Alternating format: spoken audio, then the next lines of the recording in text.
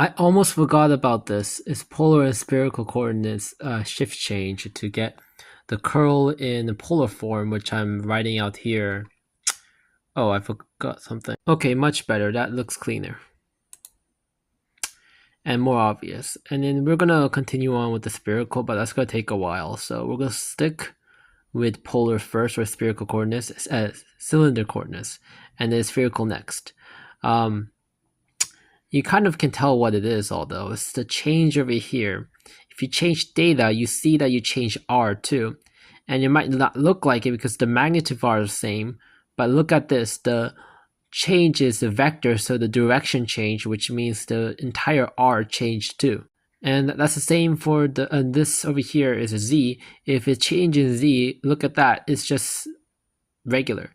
Change in r, well, it's just regular. Well, that's what I'm trying to pull out here, that change in r over here, which is the green one, which I made a mistake and made this different color. So let me just change that to the right green color.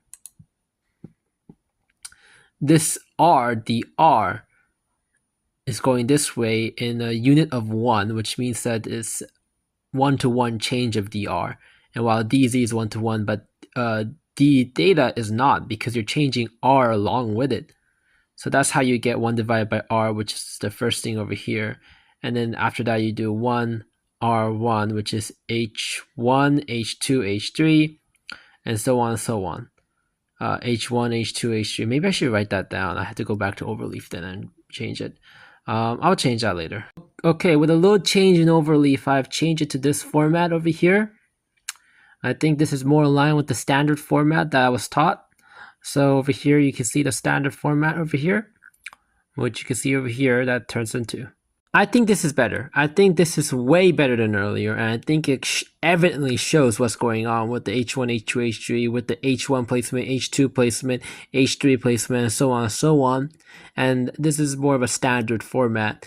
I'm going to do that for the spherical too. Spherical is a little harder, as there's 2 of them now instead of 1, which means it's a little difficult, but it's still the same general process of doing all this.